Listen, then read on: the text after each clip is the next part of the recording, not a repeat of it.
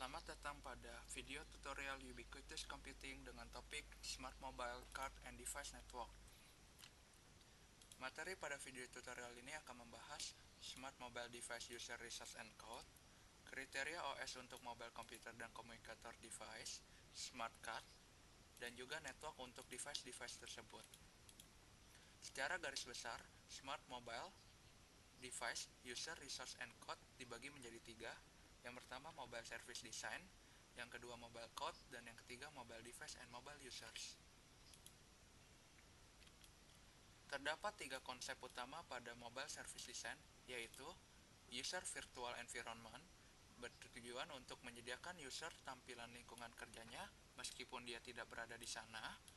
Mobile Virtual Terminal, atau disebut MVT, bertujuan untuk mensupport perpindahan lokasi dari sebuah mobile device ke lokasi lain dengan tetap mempertahankan proses aktif di dalamnya dan juga koneksi jaringan serta service.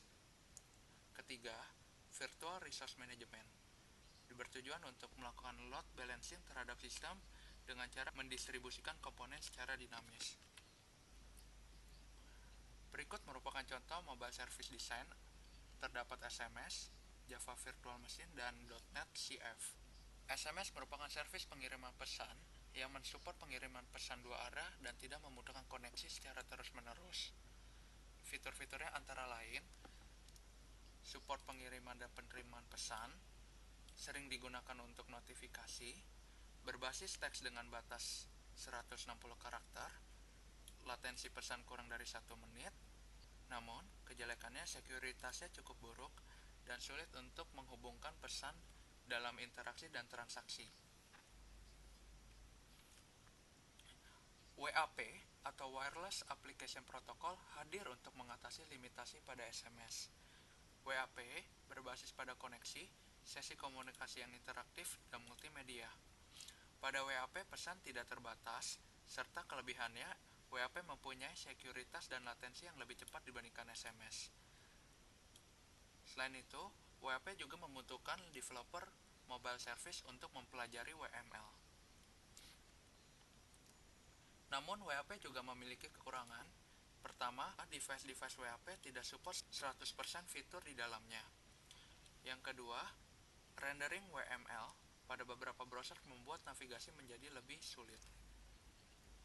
Emote diluncurkan oleh NTT Docomo Jepang pada tahun 1999. Emote memiliki harga yang lebih murah karena biaya penggunaan emote berdasarkan paket bukan berdasarkan waktu. Kelebihan emote juga menggunakan compact HTML, di mana compact HTML lebih mirip HTML dibandingkan WML. Selain itu, iMode juga didesain untuk mobile dengan resolusi yang lebih tinggi. J2ME atau Java 2 Platform Micro Edition menyediakan environment yang robust dan fleksibel untuk dijalankan pada mobile dan embedded device.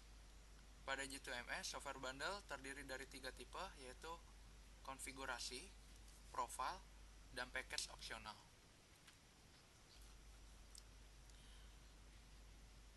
The Microsoft.NET Compact Framework merupakan .NET yang didesain secara spesial untuk device dengan resource terbatas seperti PDA dan Smart Mobile Phone.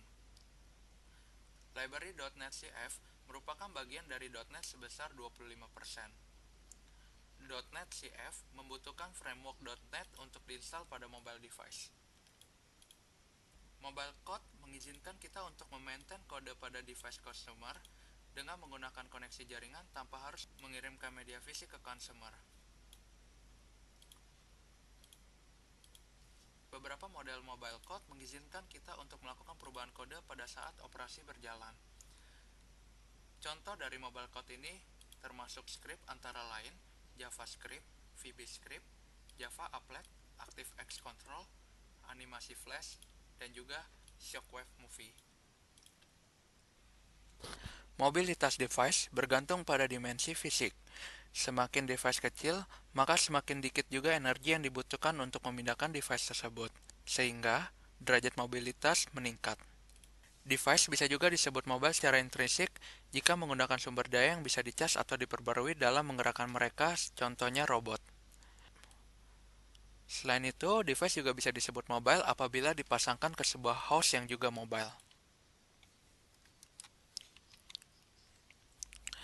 Berikutnya kita akan membahas komponen operating system untuk mobile computer and communicator device yang meliputi microkernel, mobility support, resource constraint device, dan power management. Pada microkernel design hanya beberapa bagian dasar operating system yang disupport seperti manajemen memori basic, manajemen proses yang terbatas, dan juga kontrol internal proses. Kernel yang lebih kecil dapat lebih bermanfaat karena dapat lebih mudah diatur pada environment dengan resource rendah dan lebih robust. Komponen OS berikutnya ialah mobility support. Salah satu support dasar yang dibutuhkan ialah manajemen memori yang berfungsi untuk menghindari memory leaks dan melepas resource pada sistem sesegera mungkin apabila tidak dibutuhkan kembali.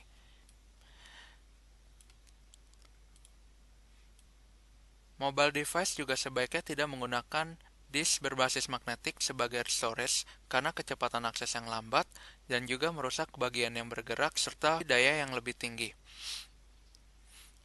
Selain itu, mobile device juga sebaiknya melakukan booting dari ROM walaupun lebih lambat karena energi yang digunakan oleh ROM lebih sedikit sehingga baterai dapat bertahan lebih lama.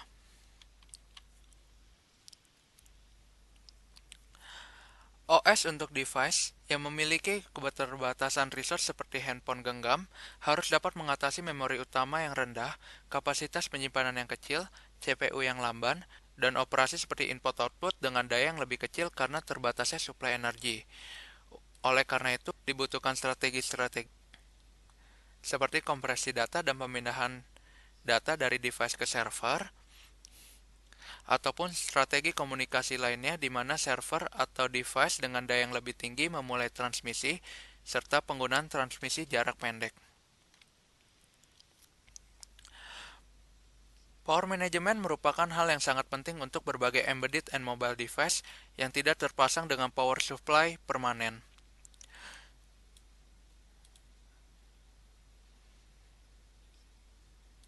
Terdapat beberapa strategi untuk mengurangi penggunaan daya, antara lain pengaturan energi ketika user sedang tidak menggunakan device tersebut, penggunaan timeout untuk mendeteksi status ideal yang panjang, dan juga menurunkan daya pada device dengan masuk ke sleep mode atau off mode, penggunaan teknik baik lainnya dibandingkan sleep mode, dan juga konversi daya untuk disimpan dan digunakan kemudian. Smart card adalah sebuah kartu berbentuk plastik yang terdapat mikroprosesor chip dan memori di dalamnya sebagai pengganti kartu yang menyimpan data menggunakan magnetik. Untuk menggunakan smart card, kita membutuhkan smart card OS. Smart card OS dapat mentransfer data baik dari smart card maupun ke smart card, mengontrol eksekusi perintah, mengatur file, mengatur dan mengeksekusi kode program, mengatur dan mengeksekusi algoritma kriptografi untuk melindungi akses terhadap data.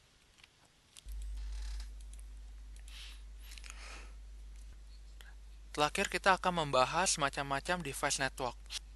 Tujuan dari device network untuk membuat berbagai macam device dapat saling beroperasi. Aktivitas-aktivitas yang menggunakan device network antara lain sistem otomisasi pada rumah seperti kontrol lampu dan iklim, sistem yang dapat mendeteksi orang, sistem sekuritas rumah, sistem peduli komunitas, dan akses konten audio-video. Beberapa contoh sistem yang telah diusulkan adalah HAVI, HES, dan X10, SANS Genie dan UPnP, dan satu lagi OSGI.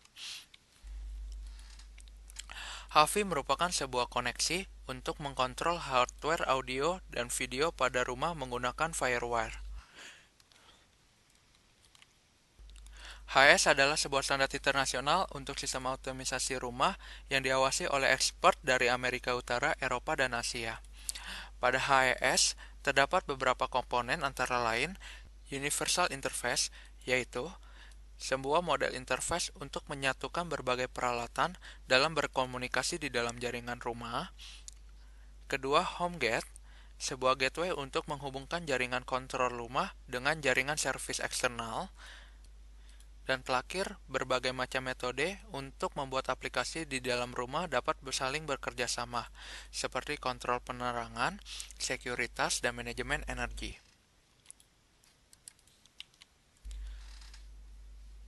Sans Genie ditemukan pada tahun 1998.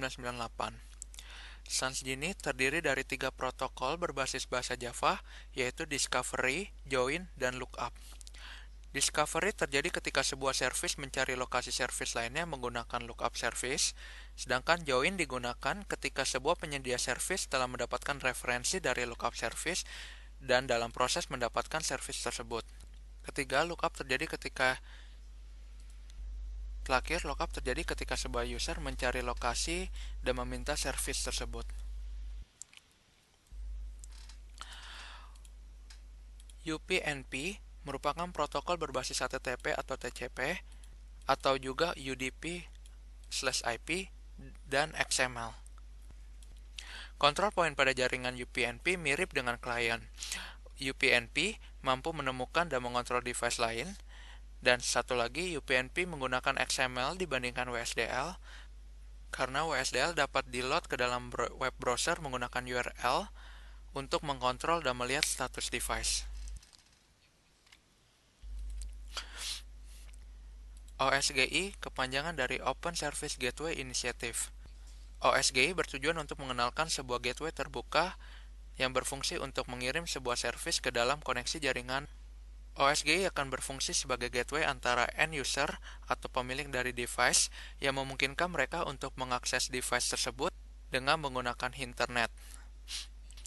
Contoh-contoh OSGI adalah home security, sistem monitoring healthcare di rumah, ataupun servis yang bertujuan untuk entertainment. Sekian materi untuk Smart Mobile Card and Device Network. Terima kasih.